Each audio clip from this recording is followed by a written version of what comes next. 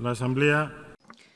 The Assembly will hear an address by Her Excellency Kersti Kaljulaid, President of the Republic of Estonia. I request protocol to escort Her Excellency.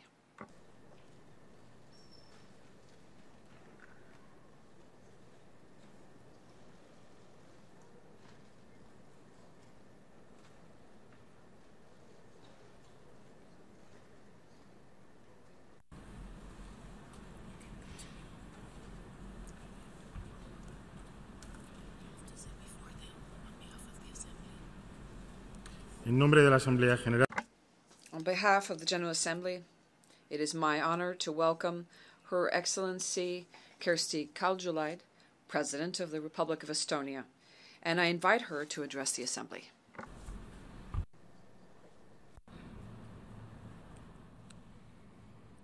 Madam President, Mr. Secretary General, Excellencies, ladies and gentlemen.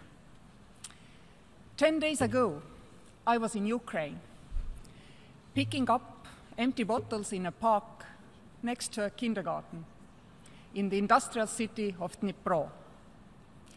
It was for the first World Cleanup Day, the biggest ever civil society action fostered by digital technologies and voluntary will of millions. 15 million people in 140 countries, among them many presidents and prime ministers, decided to do something for our planet. They were responding to the outcry of Estonians who launched the voluntary cleanup action 10 years ago. It is very easy just to talk about a cleaner environment or climate change, but if you really want to get things done, then very often you simply must get up and do it yourself. In many ways, this is also the reason why Estonia is running for the non-permanent seat at the United Nations Security Council for the period 2021, because small countries have no time for small objectives. Our aim is, among other issues, to bring all things digital to Security Council. Cyber risks are something Estonians, as citizens of a fully digitized state, understand better than most. We want to offer our perspective to make sure that human beings remain safe in this new world where cyber-related threats compound with conventional ones. The vision that we have for the candidacy and for the United Nations as a whole is based on 3 key words: empathy, equality, and efficiency. First, about empathy. However sad, we must talk about our worries honestly. Aggression should be called aggression. War is war, and occupation remains occupation, regardless if it's Africa or Europe that we are talking about.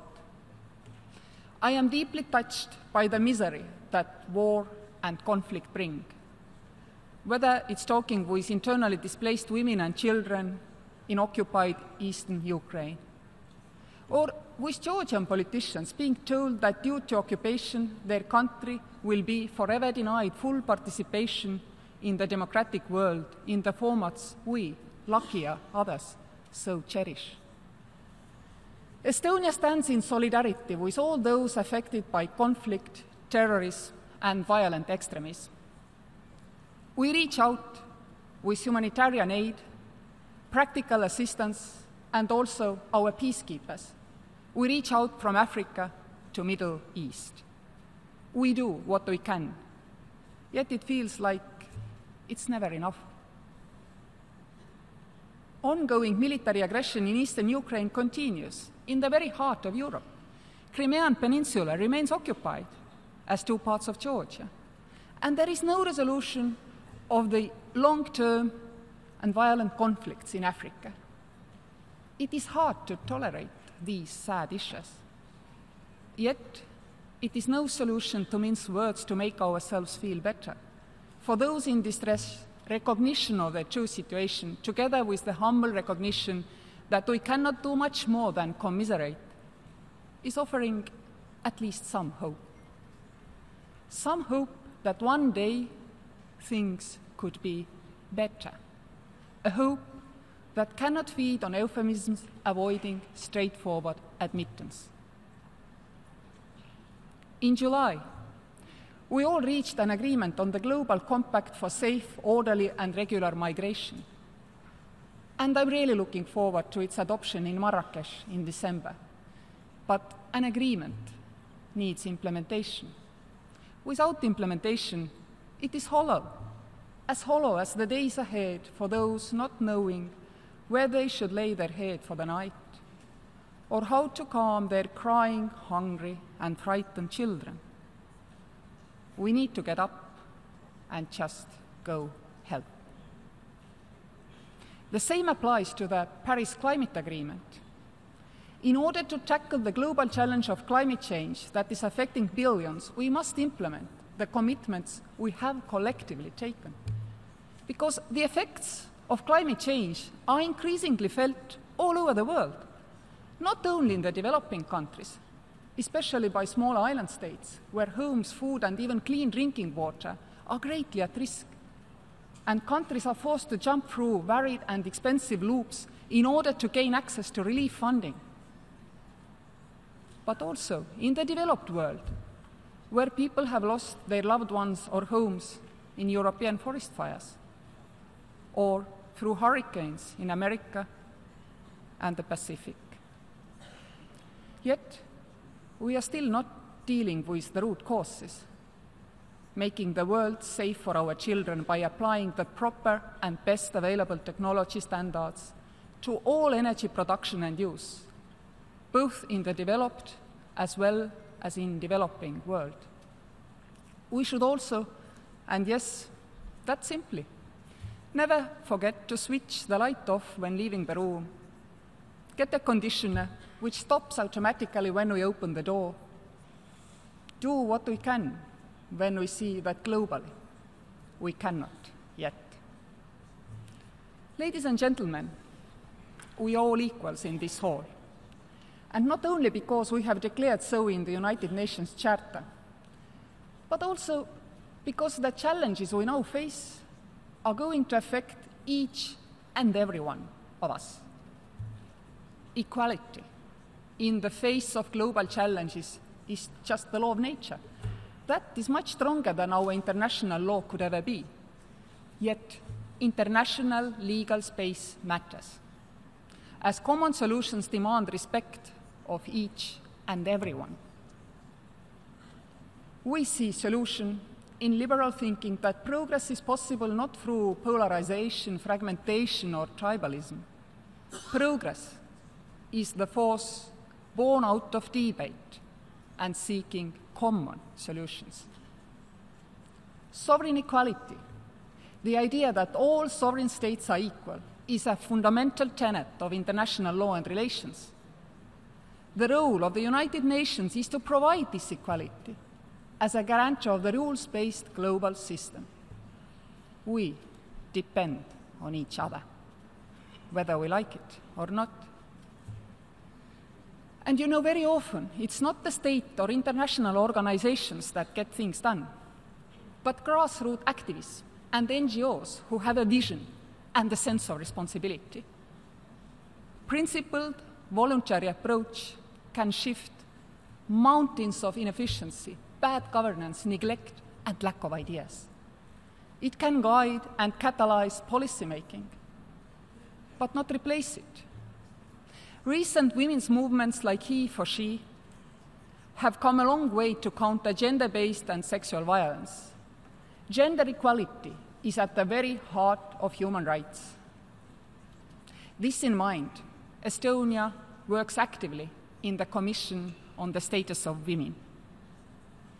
I have gladly and humbly accepted Secretary General Guterres' invitation to co-chair the high-level steering group for every woman, every child for the next 2 years. During my tenure, I intend to raise awareness of the heroic efforts people globally are making, often working without any institutional support.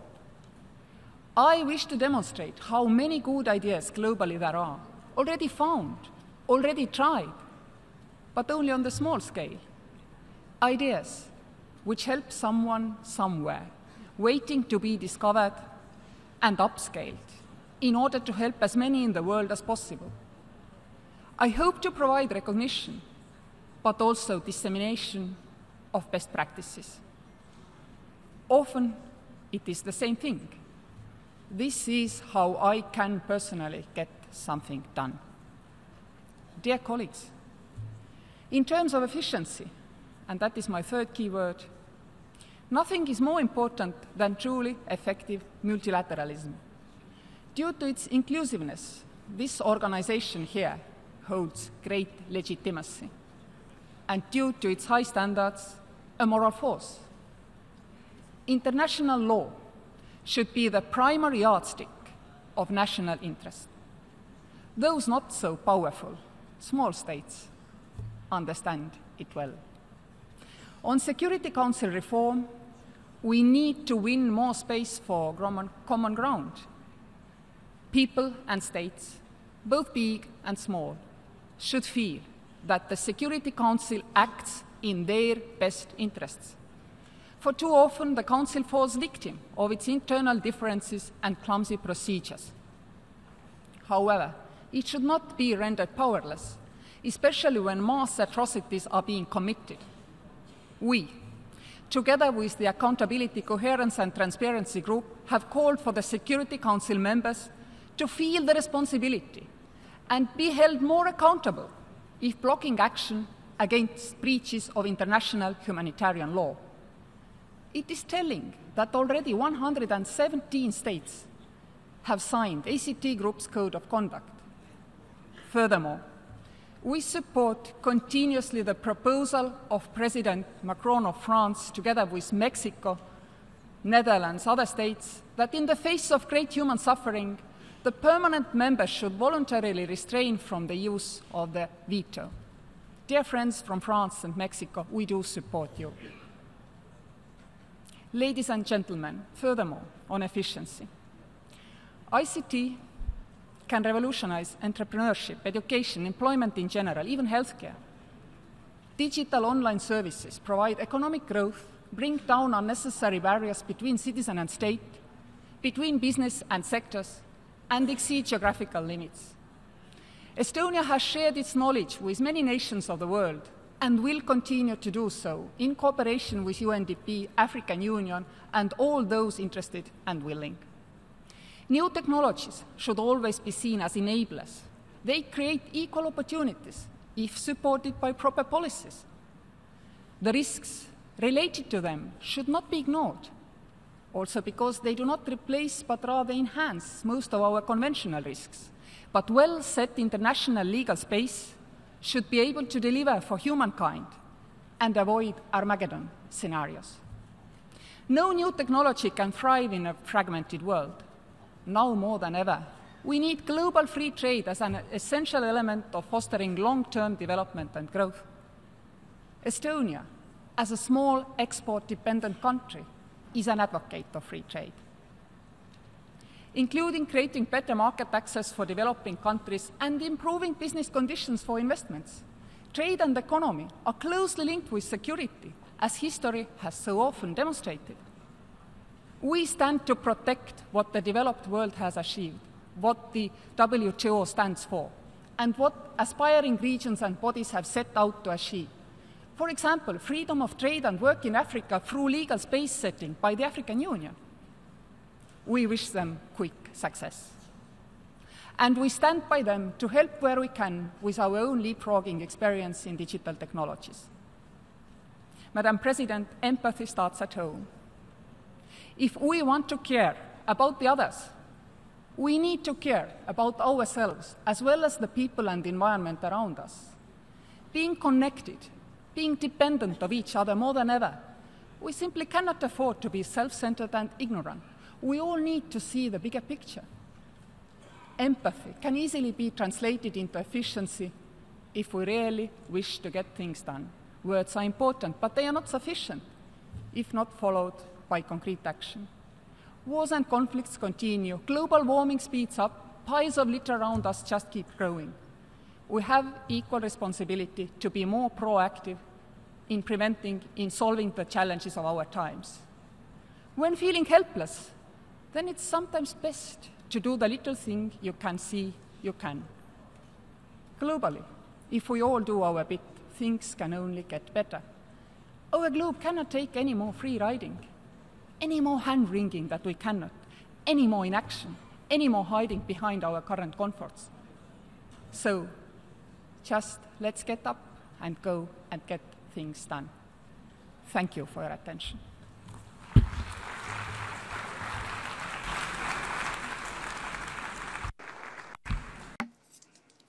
On behalf of the General Assembly, I wish to thank Her Excellency Kersti Kaljulaid, President of the Republic of Estonia, for the statement she just made.